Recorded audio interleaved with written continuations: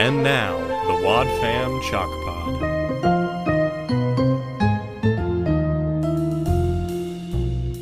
Hello and welcome to the Wad Fam Chalk Pod. I'm Dylan Weaver. And I'm Andrew Sabo. And we're back again this week talking about episode 804, The Key Suspect. Indeed. There's a pun there. Yes, there is. I didn't pick keys. that up until just now. Yeah, me neither. Nice. 2 episodes in a row where we are surprised by the title. And puns, right? Wasn't it a pun last time? I mean, kind of. It was It's a a double play meaning. on words. Yes. A pow. I would, yeah, a pow, if you will. Will you, Chalk Pod? Chalk Pod. That's us. Oh, that's we. Yes. We're doing great. Yeah. So we're doing so great. I feel like there's other stuff that I need to establish off the top here. It is okay. This is very important. This episode first aired November 19th of 2016 after debuting on the Odyssey Adventure Club in July. Mm-hmm. The wiki says July 14th, but it says that for all the episodes, so it's really ambiguous. Mm-hmm. I don't know. I'm just sticking with July. It's written by Bob Hoose, directed by Phil Lawler. Kind of a classic duo there. Dynamic. One might even say. It's track 4 on album 61, Without a Hitch. Last week's episode was track 2, so this is same album, episode in between. And it, yeah, I guess that's that context. Whoop, whoop. Yeah, dude, it's a good episode. I genuinely enjoyed it. It was not what I was expecting, but I enjoyed it a lot. I liked it quite a bit as well, and I took a lot of notes, and I tried to crack as the we'll mystery. get into, I tried to like pause and predict as we went along. Mm-hmm. So I think more than like we often are really linear in our discussions of episodes. Yeah. That's going to be true to an extreme extent today. Yeah. Because let's just get into it. It's a mystery. We got to cover it. Well, so we do have a little bit more context and some trivia. Ah, yeah. Yes. My new favorite segment. So cast-wise, we have Alex Polinsky as Dion Farkas. We do not know the last name of Farkas in this episode, but I guess that is Dion's last name. He voiced Control Freak on Teen Titans and Teen Titans Go. Hey. Yeah. Chameleon Boy on The Legion of Superheroes. And he played Adam Powell in the late 80s sitcom Charles in Charge. Wait, really? Yes. Do you know who that is? In Charge. Yeah. Okay. I have no reference for Charles in Charge other than knowing it exists. No. It is referenced in Scrubs a good bit, and so I looked it up. And then I watched a couple episodes and I liked it. that sounds like Andrew. Everything Very is on Scrubs. brand. And once again, as is the runner, this season as we're talking about stuff, he's an adult. Mm-hmm. And then we also have April Hong as Suzu Rydell, who voiced Mop Bunny in Kung Fu Panda 2. Oh. And was a voice on Archer and in World of Warcraft. Oh. And is also an adult. Oh. That makes sense. Yeah. We're gonna need Do you know to who talk Mop about... Bunny is? Was that something? Yeah, I love Kung Fu Panda. You gave okay. Kung Fu Panda is awesome, man. I think I saw the first one, and that is all. Well, the first one's by far the best. The second one was I don't weird remember particularly liking the first one, so the Noodle Dream. How do you not jam with the Noodle Dream, bro? I mean, it makes sense. It does make sense that this is an Andrew movie. Yeah. No, we it's both not a just movie said that the you opposite observe thing. Yep. and think critically. Ah, yes, what a film. Yeah. So the other fun stuff relating to cast listener Gianna pointed out that last week we were talking about Matthew and him being a child and how young he would have been in Green Ring, she pointed out the fact that this is actually the third actor they've had for Matthew. Wow. That they've recast him a couple times because his voice has aged up too much. Yeah, that which makes is like sense. typical Odyssey stuff, and I am kind of embarrassed that I didn't make that connection last week when I was like, he was 8 in the Green Ring? That doesn't make sense. Yeah, it's because I'm dumb. 'Cause So, they recast thank you, Gianna, for pointing out that You are the deeply current actor appreciated. is not, is not the original one. And then another fun cast related thing. Longtime listener of the show, Lee also wrote in, or actually he recorded in, but one of the things that he pointed out trivia wise that I think is really fun is Mr. Redicott, the janitor in last episode and this one, is named after Mark Redicott, who is the main admin on the AIO wiki. Oh, really? Yeah, That's awesome. I know. So Andrew, I think our new goal is not to be voices on AIO, but just to have characters named after It'd us. be very fitting. Just cast a young janitor who works really hard for 25% of his shift and watches Netflix in the closet. I've already given you the plot. There you go. I don't need to be the voice actor. You can get anybody. My secret hope is that there are we get like 2 podcasters in the town named Dylan Acebo and Andrew Weaver. That would be interesting. What if we're the villains? Like Arrival to Kids Radio is this new crazy podcast. Dude, can we be the podcast version of the Crying Brian Dern show? Yes. If my impression has proven anything, it's that is what something this show could be. You do Crying Brian Dern, I do Link Wainwright. Yep. We are a rogue podcast in Odyssey that they are not super excited about, and that fits us well. Yeah. Yeah. We could do other stuff. We got you can convert us. Like, I'm okay with Andrew Acebo's character coming to the light. Like, I don't need to be bad all the time. You know. Yeah. We got feedback from both Gianna and Lee about the whole salami thing last epised, Yeah, which salami I sandwiches. barely even left in the recording, but then I did, and we heard about it. So there's no salami sweater thing. I don't know where that came from. But Mitch and Connie eat salami sandwiches and exit. Yeah. And then Salami that sandwich has is your favorite. Yep. right. But that has literally nothing to do with the studio, which exists outside of Odyssey, and is like Salami Studios has been like the studio where shows such as Avatar: The Last Airbender, Harley Quinn, SpongeBob SquarePants, Scooby-Doo, every DC animated movie, and literally, like, what does IMDb say? Over 1,000 different shows / movies have recorded at Salami Studios. So, Wow. yeah, that's not there's no connection to the Mitch thing. So thank you to both Lee and Gianna for pointing out the salami sandwiches thing, but then also to Gianna for pointing us to the fact that Salami Studios is an actual studio. I'm so glad that we talked about salami for so long. Oh, I know. 2 episodes in a row, so much talk about salami. I am sorry, listeners, especially the new ones. And the vegans. Like, yeah. if you're a vegan Chalk I mean, Squad, salami's barely meat, so. I would argue it's the part of meat you don't want to eat. I think that should be its slogan. Salami, the part of meat you don't want to eat. Well said. I mean, we don't even need sponsors for our fake show. We'll just come up with our own taglines. Yep. That's a terrible idea. Buy salami merch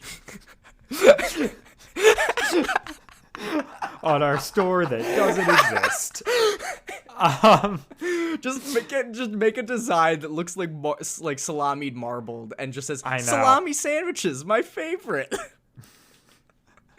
Oh boy. Other points of trivia given Maybe to us. Lee will buy it. Other trivia given to us by Lee. We have the fact that he was the one who named it the Rydell Saga, so that's just fun. Clout And castle. also the disappointing news that there is, in fact, no Jelly Donut episode. Dang. So that's the feedback, or the trivia, corrections, all of that. Oh, I guess the other thing I should point out is that I didn't put the polls out on Tuesday, so I don't know. The polls where you're supposed to vote for me or Andrew, they might be out. They might be out when this episode goes out. They might have already gone out. They might never come out. Who knows? Apparently, I'm not reliable as the social media coordinator for the Wad Fam Chalk Pod. It is due to be said that this is a hobby for us. And life has gotten pretty crazy for, I think, everybody right now. And so Yeah. I apologize in the way that I have dropped the ball recently. Yeah, how dare you, Andrew? It's okay. That's what makes this community special. I'm honest with them, they're honest with me. You know, they're a real tight-knit family we got here. The two things.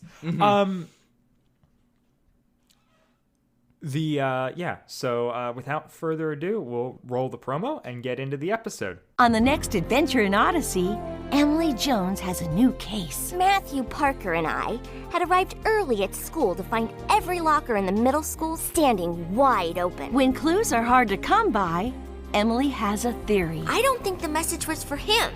Then who was it for? Us. Solve the case of the Locker Unlocker. Next time on Adventures in Odyssey.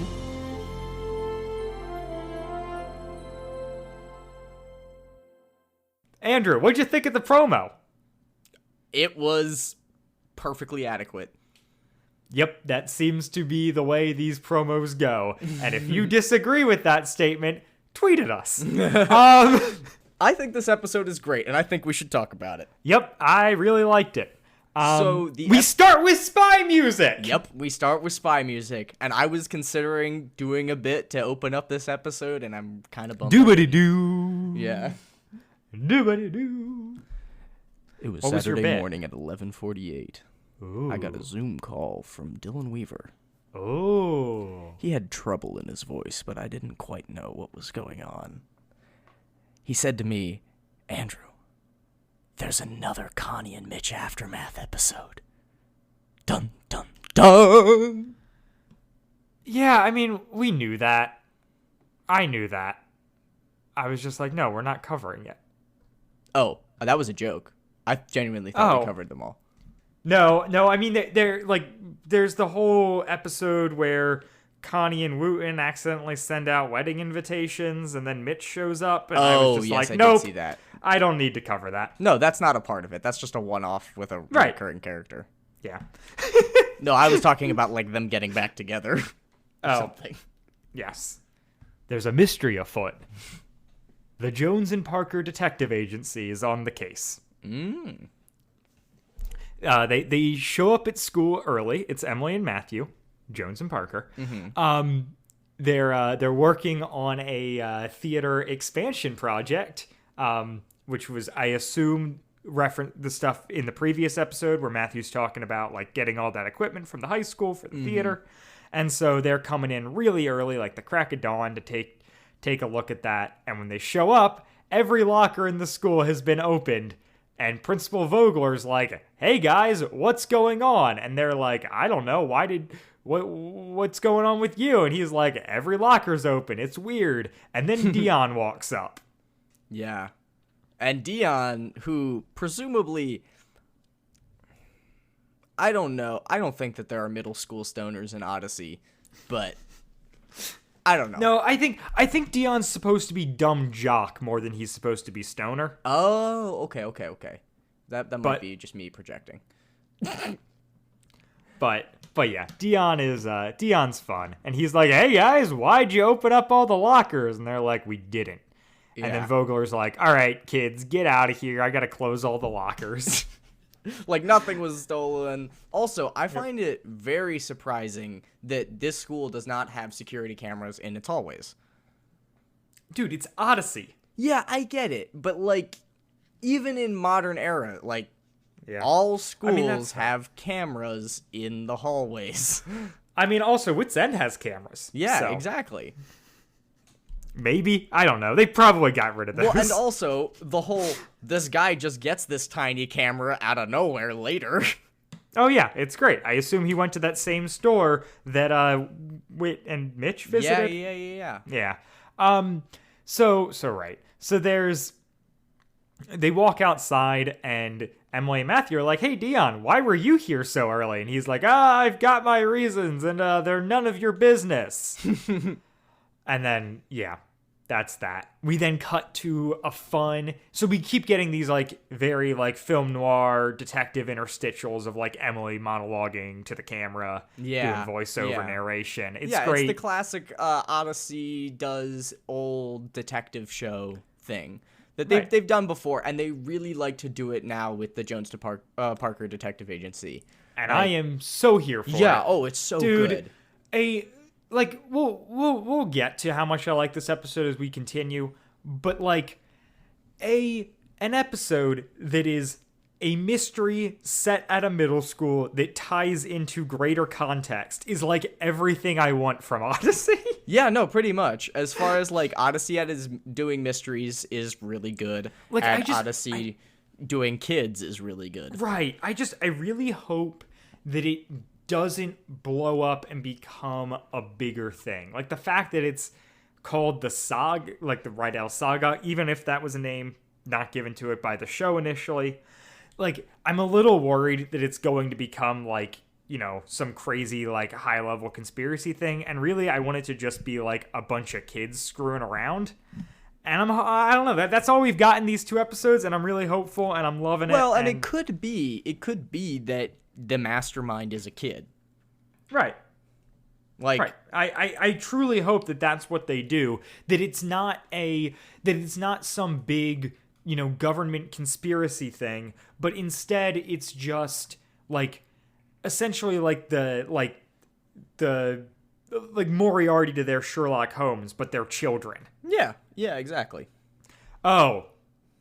Well, there's that as well. What? Oh. His name is Maury. Yeah. Uh-oh. We've done it. We've stumbled upon it. Dang it.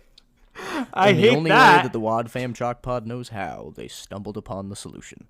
Yep. Apparently. Saxophone solo. Oh, his name's Maury. I'm a little bummed I am only putting that together now, and at the same time, I'm like, wow. Hey, I can't believe I put that together. Yeah. I didn't. I'm just here. Yeah. So Emily's little interstitial says a bunch of stuff, including, "I enjoy sniffing around like a pup in search of a chew toy." Yeah. Which is so just cute. Funny. It reminded me, like, the use of, like, pup in that way, and just, like, she's doing, like, a film noir, like, kind of impression thing, but as, like, a middle schooler. And it reminded me a lot of the movie Brick, which I highly recommend to people. Rian Johnson's first movie, in which it's a film noir starring Joseph Gordon-Levitt set at a high school. Oh, that's right. Yes. Genuinely great. Yeah, if you're into that sort of thing, watch Brick. This is the segment of the show where I promote a movie that like probably listeners wouldn't enjoy, but you know, it's become a recurring bit, and I'm okay with it because I like movies. I've been meaning to watch it, so that's good. You're pushing me over the edge. All right, dude, watch Brick. So yeah, this is when we get the information that so they're at lunch now. Emily and Matthew are kind of catching each other up to speed on stuff and talking about the fact there's been nothing missing from the lockers. From all the interviews they've conducted, the lockers just were opened, but nothing's disappeared. Everything was still in order. And then Emily catches Matthew staring at the new girl who's from Japan. Across the cafeteria, and she's like, "All right, man, you've got a crush." And this is when I was like, okay, I'm doubling down. This episode is perfect. Yeah, this episode's amazing. We have kids in love, and it's middle school. Oh my gosh. And also, so I feel like Suzu, we thought that she was from, like, Ukraine or something, right? Is that what we said during that episode? I feel bad. Yeah. I think you're right. We thought that she was European, or at least I did, at least. Eastern European, yeah. No, wait. No, I don't think that was Suzu. Maybe it was but it it's older Popoff, the like business lady who's there. All I can say is definitely I Eastern did not European. pick up the fact that Suzu was from Japan, which is, in hindsight, really stupid because her name is Suzu. Yep. Anyways, yeah, Suzu. She's from Japan. She's the new student. She walks over, and Emily is like, well, before she walks over, Emily's like, you've got a crush on her. You should go over and invite her over. And then she just starts walking over to them. And Matthew is like floundering and does this whole bit where like he tries to make it extremely clear that he and Emily are not romantically involved. Mm-hmm. Which, once again, is just a thing I love that this show is doing with those two characters. And it's done in other points in Odyssey, but it really feels to be hammered home with Matthew and Emily. Yeah. Is like, these are two kids in middle school. One is a boy, one is a girl, and they are friends. Unequivocally. And that is, like, I have and have had so many female friends where people are always like, are you guys dating? And it's like, no. We're just a friend. Yeah. Just a friend that I like. Yeah, because we're friends. Just a friend seems to undersell it. Like, we're really good friends. Yeah. But that's not. There's no intention there. Yeah. And I really hope that Odyssey can maintain that with these two characters because. But it's also, delightful. if they don't, like, I totally ship it. No. I'm team Matthew and Suzu, Emily and Matthew okay. That's fair. as platonic buddies. Yeah. Okay. Ooh. Matthew and Suzu and Mori and Emily. I mean, there's potential there. I don't Mori know. doesn't I don't know that sound that's hot, necessary. I mean, he's also in middle school, but like yes. But yeah, so Suzu goes on to be like, hey, like she knows who Emily is because of them being running for or because of Emily being now the class president. She also seems to know. Like she's got some idea of like their detective agency stuff and all that, and it's just a nice scene. And Matthew is stumbling and embarrassing and a child, and it's really endearing. Yeah, I don't know. I just absolutely. There's not a part of this episode that I really didn't like. Nope, I'm with you. After this.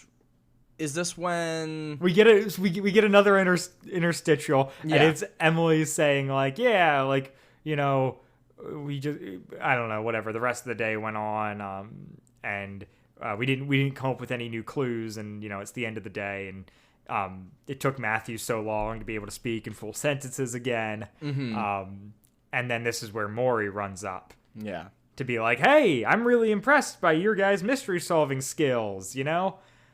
And then he says the most ominous line thus far. I don't know. We had some ominous ones last episode as well. Yeah, everything worked out the way that it should. Well, yeah, there's that. But he also says, in regards to mysteries, I'm not good at solving them. I just like seeing how people fit clues together. Yeah, that is pretty ominous. It's pretty Moriarty-esque. I mean, it's just, well, yes, but it's also just like, all right, buddy, like we see the game you're playing here. But they don't. They are children. Yep, they don't.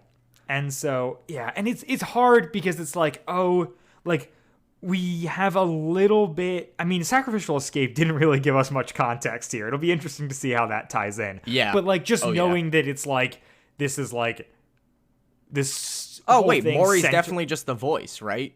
If this guy's the mastermind. Probably. We'll get to it when we cover that episode again.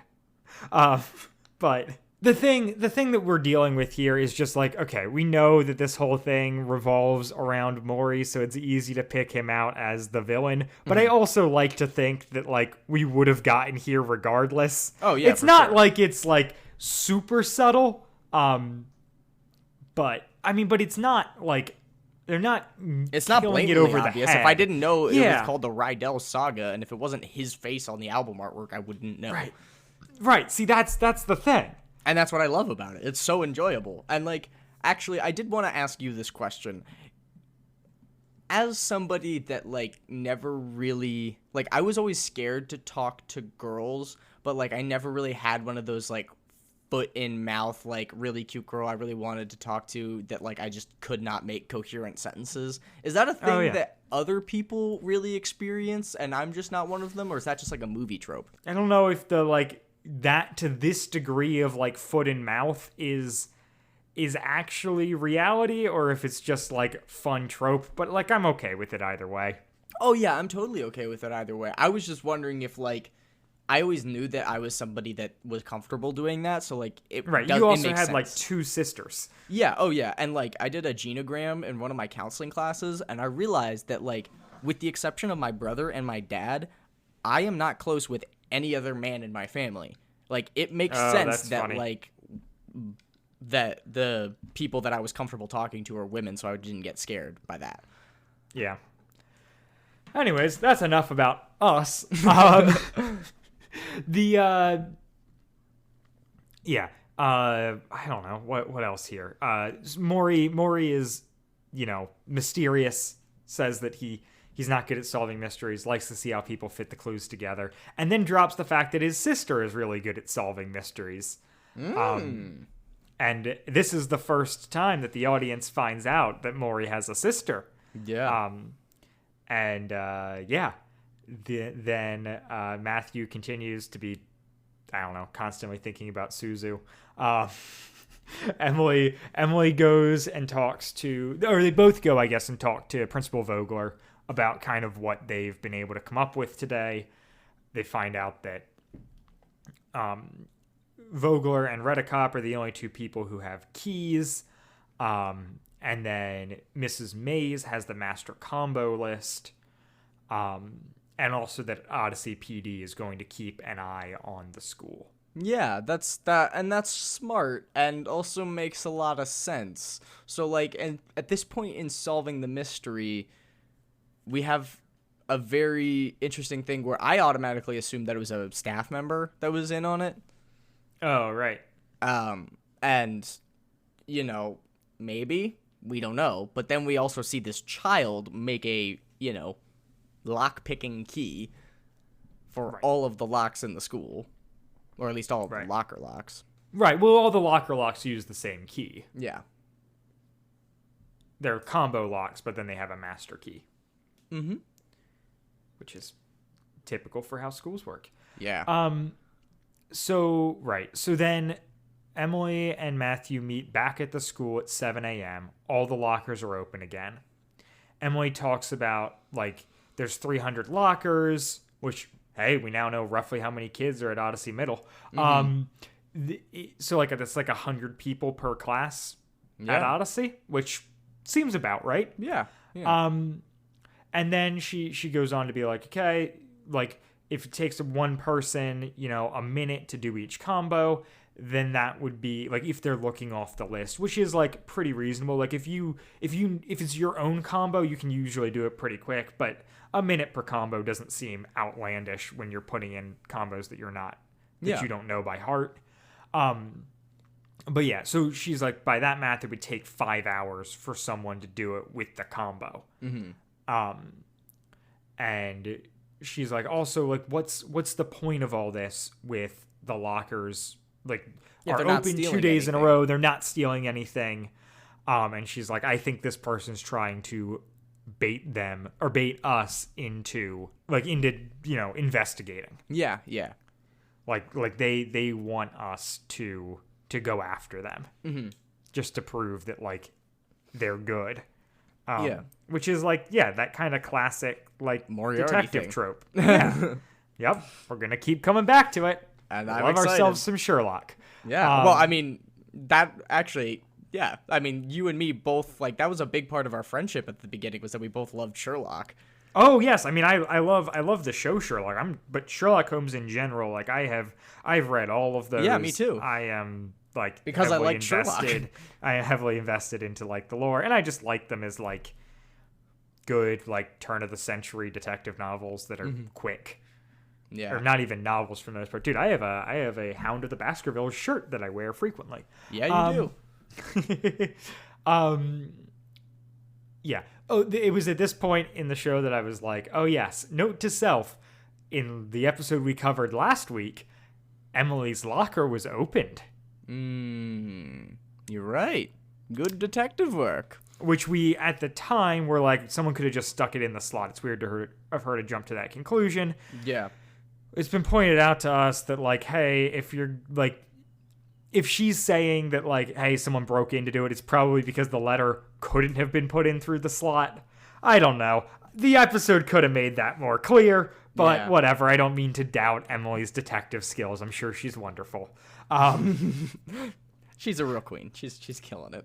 Yeah, but you're right. So yes, once again, there is nothing missing from the lockers. Emily does another monologue interstitial and talks about this being possibly their biggest case yet. Which I'm like, weren't you two involved in the Green Ring conspiracy? Yeah, no. Like, that was like a counterfeiting thing that was like... I'm sorry, honey. Pretty big, right? You're forgetting some very important things currently. And maybe, I don't remember the chronology of things. Maybe that's pre them having their own detective agency, or maybe that doesn't count because they didn't solve the case on their own. But that it wasn't really a threat to the safety of children. But I guess don't know. there was But this also is just Buck like and everything. This is just like all the locker doors have been open 2 days. It's Yeah. our biggest case, which is like, I don't know. It's fun. They're kids. I they're like that the kids. stakes are low. I hope that they don't get high. They do. Not like Okay. Dion. Call back. Yeah. So right. Then they go to talk to Redikoff about everything, and we catch Dion talking with Mr. Redikoff about his cleanup schedule. Which is not suspicious at all, and I definitely marked down as like, oh yeah, this is a red herring. And like, kind of, but not really. Like, I was like, the whole time I was like, Dion is in no way responsible for this, and the episode reveals as much that he is not. But also, like, Is he it's the not Rodney? that he's fully innocent. He seems like the Rodney, right? Oh, If he's a reoccurring character, he feels like the Rodney. interesting. Isn't there? Wait, but I thought there was another dude who was like the bully in current Odyssey, but maybe I'm wrong. Maybe. I mean, this is the first Yeah. episode. I know so little about this class of students. Yeah, I do as well. But yeah, I don't know. Let us know who Because, like, Buck was kind of Rodney for a while, like, sketchy. but Buck's like nice now. Yeah. And Yeah, Buck has right. a redemption arc. Dion's yeah. just gone. We should once again reiterate that most of this is just conjecture on our parts. It's from true. like weird things that I've pieced together from like album artwork, episode titles, and just like being on the wiki. Yeah. If Because- we are completely wrong, it must be hilarious to be a listener and know the answers right now. Yeah. Oh, I know. And once again, don't spoil the Rydell Saga for Yeah. us. Hashtag don't spoil the Rydell We're Saga. gonna be wrong about stuff, and it's okay. Let us know we're wrong once we're done. We'll in the have final conversations about episode. it. And if we're really wrong in the final episode, we could do like that whole anchor thing. Right. Send in voice memos telling us off. Whatever. About Well, how stupid we were trying Yeah. to solve this It'll- mystery exactly wrong. it'll be so fun. I love the fact that we get to solve this mystery in real time. Yeah, it's actually really delightful. I look forward to it every week. And so, right. So we continue. Redikoff explains that there are contact sensors on the doors and windows, but that's kind of their only security. But that the new student Maury suggested that he set up a hidden camera, and he has done so. Dun dun dun. Where'd he get the camera? And why wasn't this camera already there? And why did he need a student to tell him to do this? He's too busy running the wiki.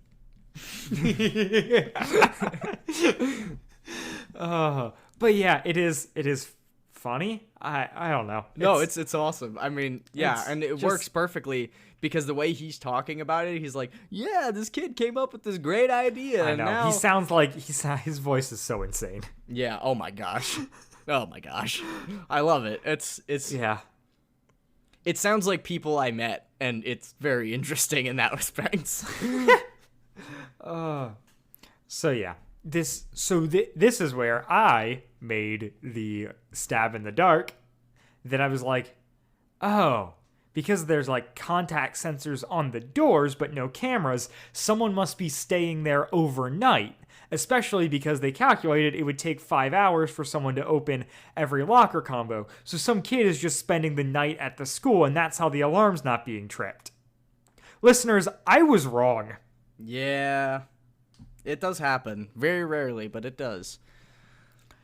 And then Redicop drops the bomb that he found a letter addressed to Emily.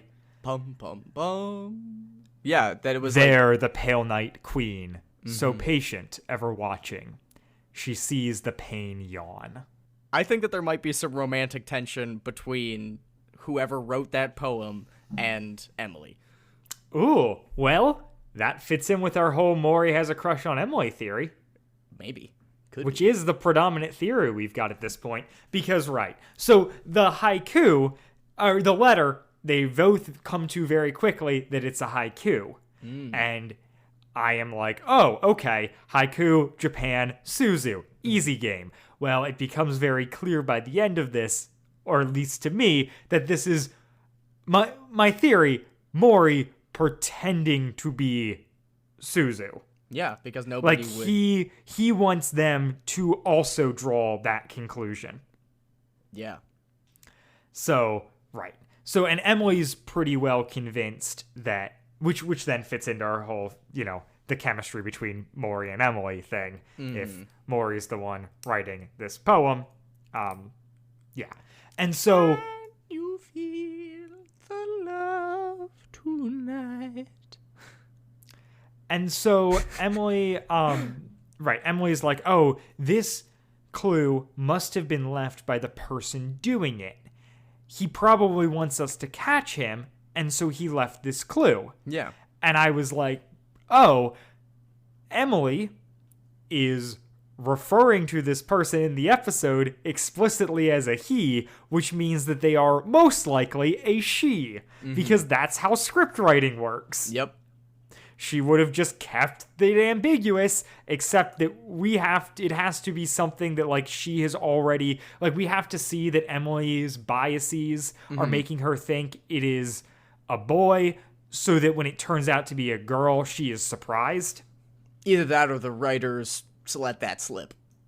I don't think so. I don't think so I think that was an intentional thing, which is then made even better by the fact that, like, all right. So there's like this double thing where it's like, okay, so her saying it like that makes me think even more that it's Suzu. And so when it winds up not being Suzu, not only are they called out, but like I as the listener am. Yeah. Like it's just like it's good mystery writing where it's like, oh, they're not only like screwing with like the detectives in the show, but they're screwing as me as an audience member trying to piece this together in real time. Yeah, and subliminally with use of pronouns and stuff. Right, yeah. Just good job, Bob Hoos. Like, you understand how mysteries work. Way to go.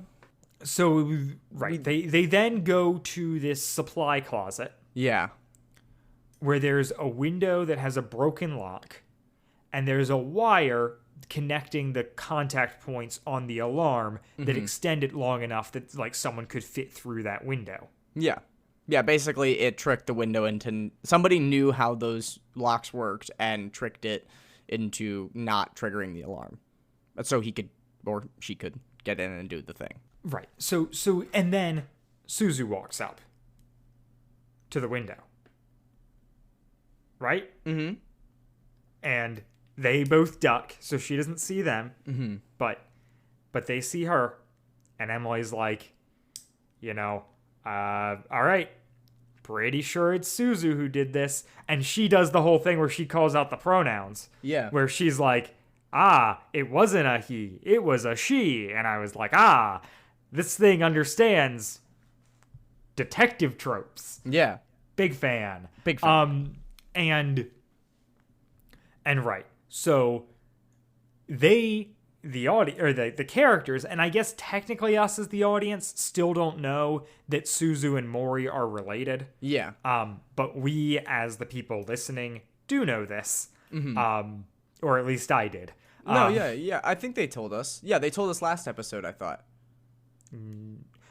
So there's been a lot of references to Mori's Mori sister. having a sister, Yeah, and but we it know wasn't that this Suzu. girl is new, but I think it's supposed to be like a surprise because like Suzu was adopted, so they don't look the same, even though they started at a school that has like 300 kids on it. They started the same day. Yeah, and presumably would have the same last name, right? Right. But nobody knows last names. And Nope, so and certainly not a tenant of like right, it's schools just it's to have weird. name tags. It's just weird. No, that's not a tenet of schools. What are you talking about, Andrew? No school I've ever attended has had name tags. No, I'm talking about like in elementary school you had like desk tags with your name on them. Sure, this is middle school. No name tags. That's fair. I never went to public middle school.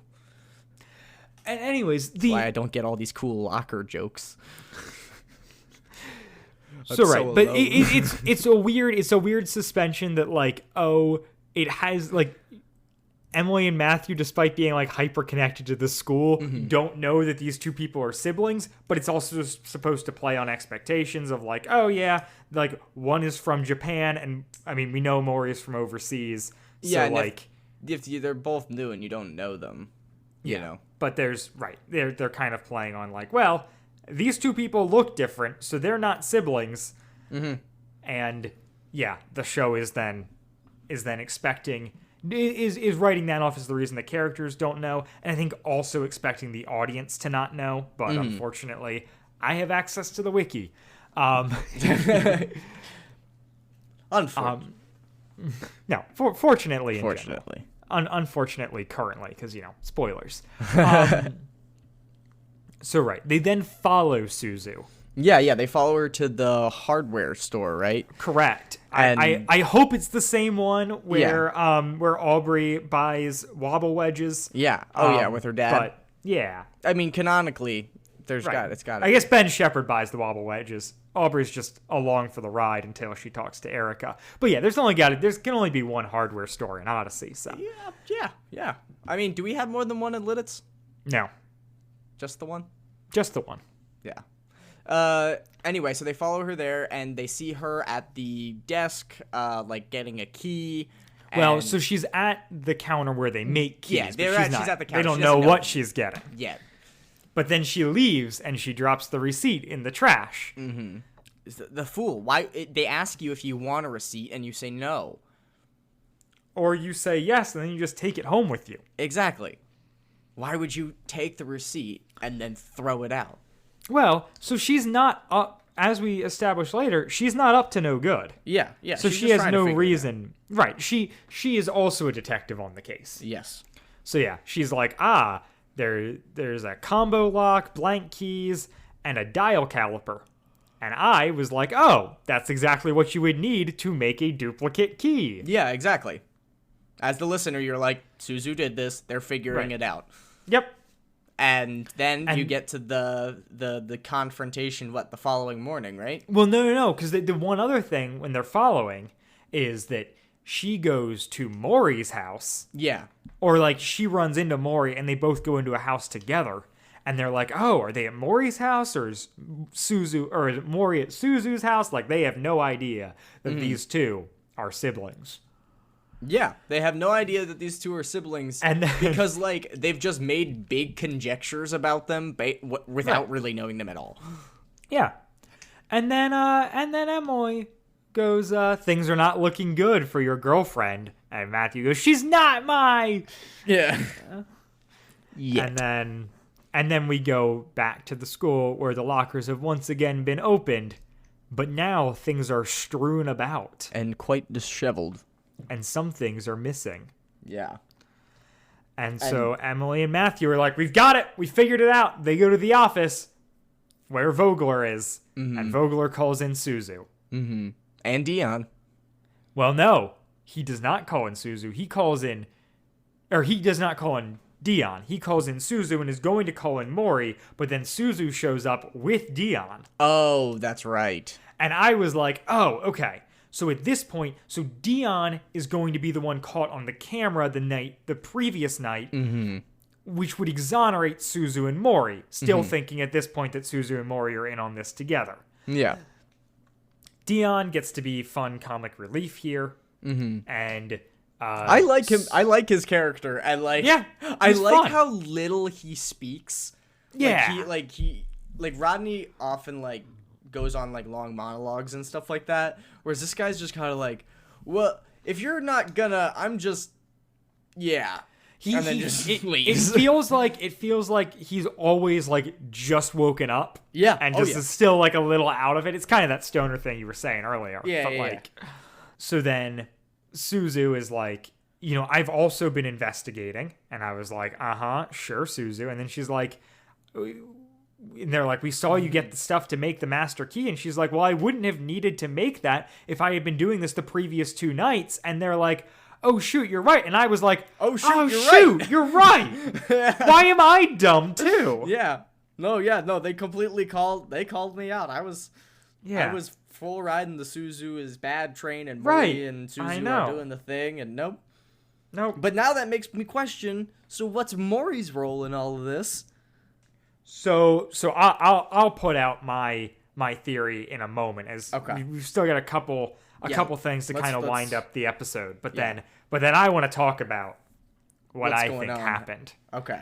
Because I've got thoughts, folks. Yeah, I'm sure he does. So Suzu goes on to explain I got this key, and then I showed up last night to do some investigating, and I found Dion there, and look, that's the 2 of us on the camera.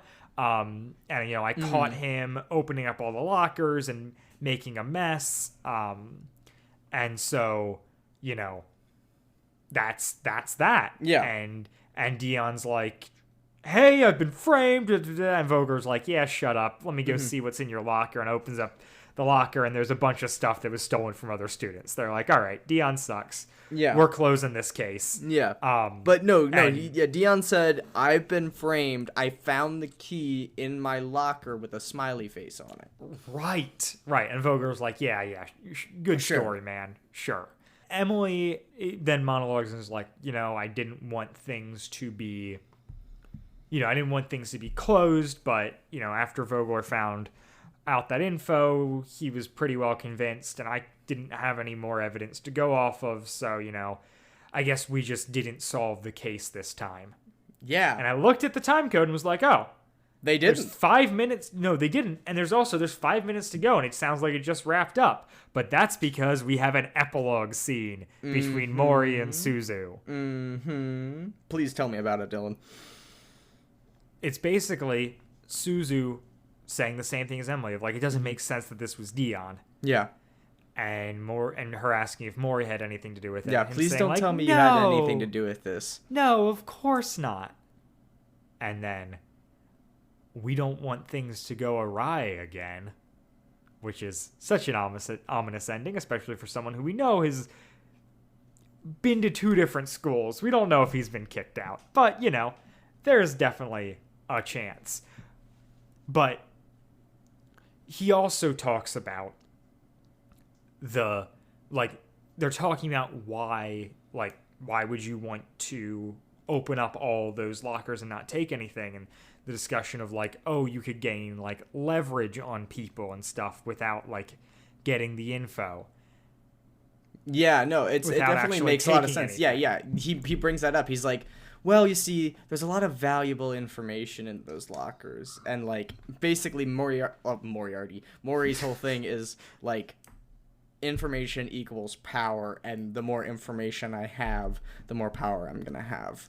Yep. And as listeners who are conjecturing that Mori is pretty much some sort of mastermind of this, it would make a lot of sense that he can use Suzu as a cover for himself because of information that he has on her.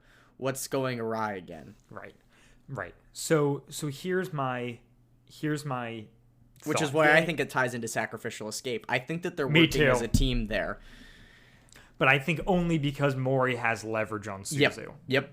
And she's adopted, and it makes sense. And she wants to make friends, and Yeah, but and so maybe she there's- has a dark past. Maybe she used to I don't know. Right, there's tons of potential there, and we'll obviously get into it as we continue. But now my projection for going forward on the series. Okay. Yes, please go ahead. One, my assumption of what happened this episode. Okay.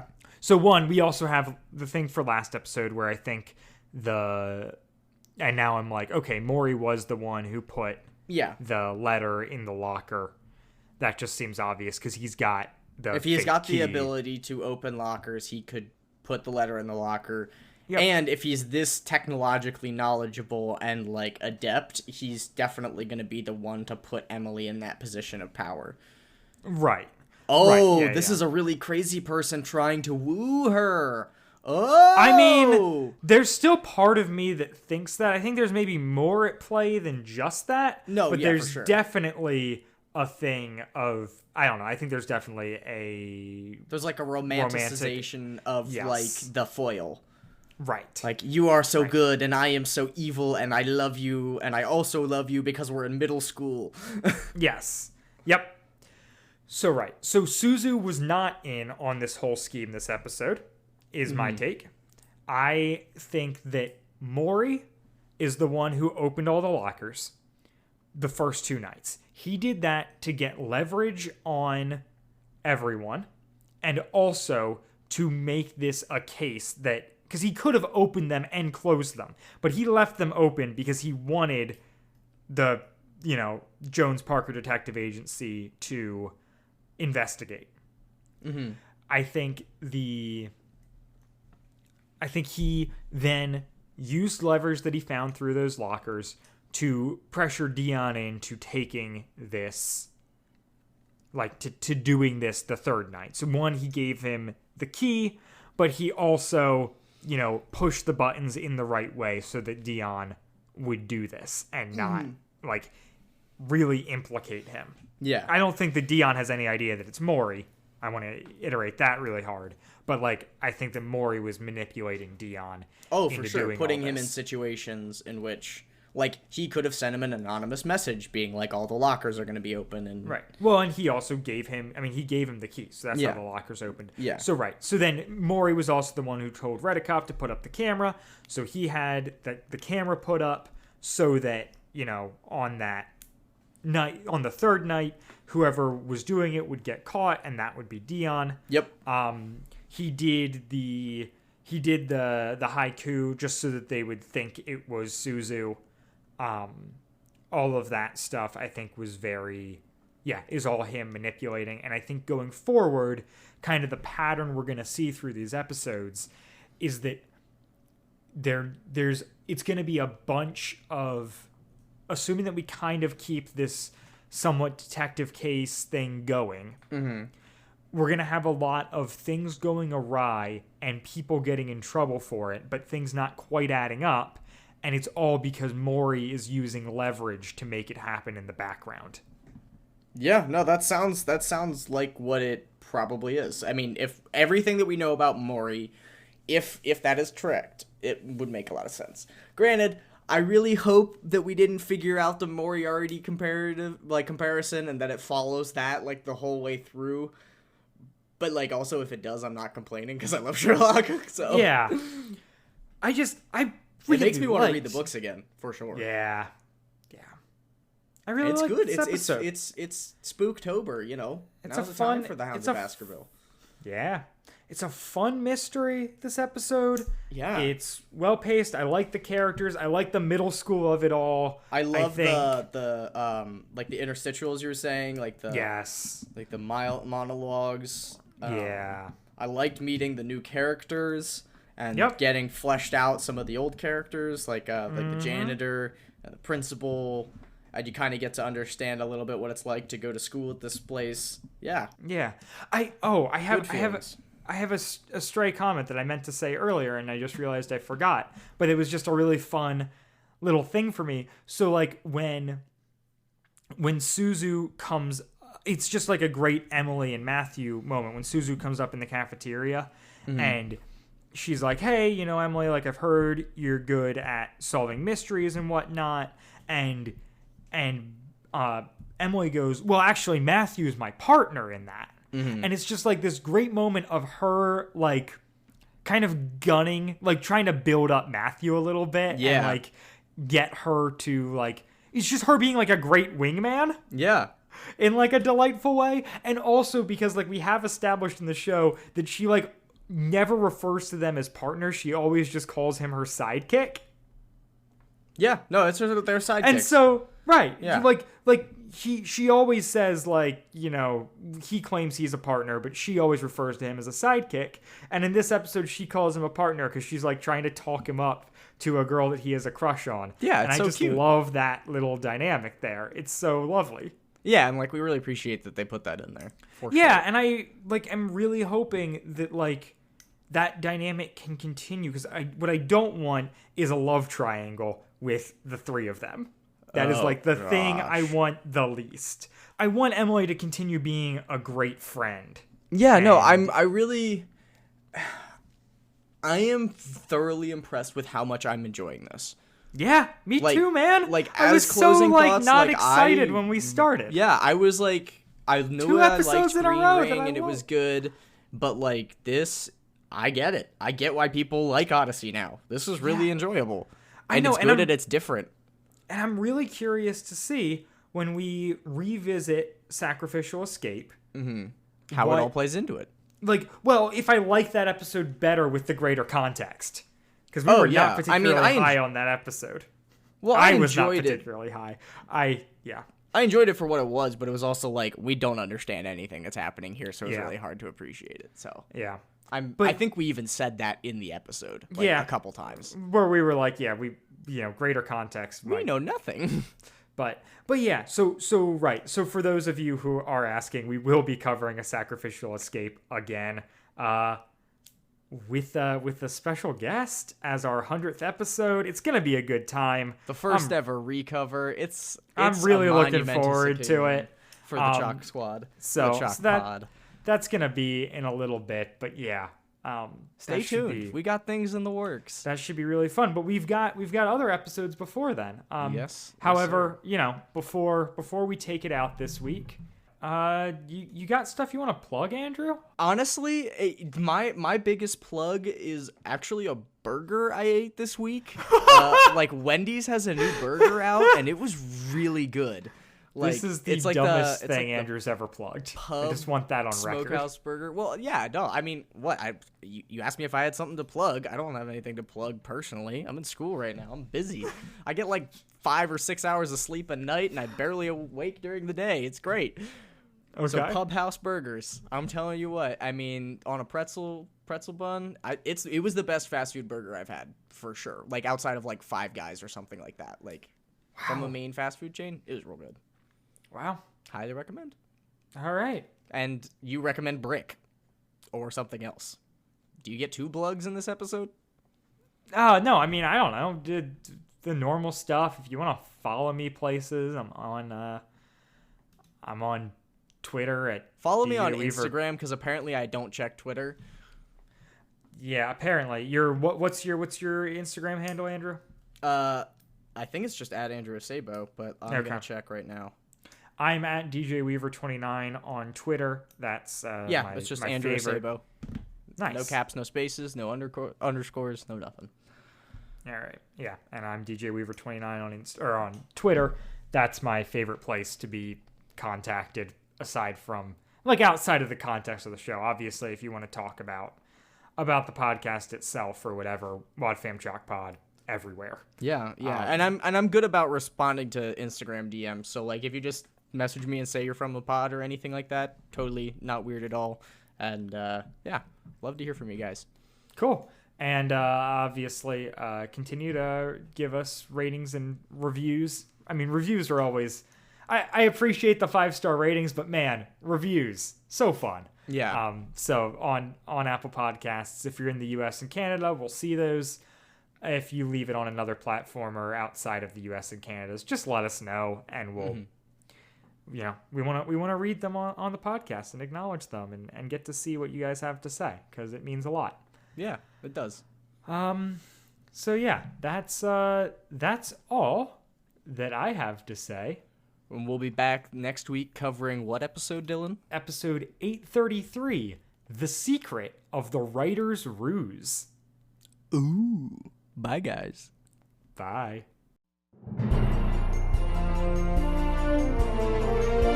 WadFam Chalk Pod is a presentation of the Linux Podcast Co-op.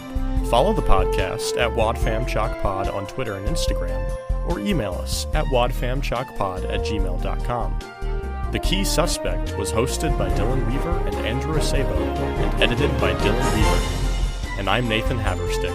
Hoping you'll join us again next time for more of the WadFam Chalk Pod.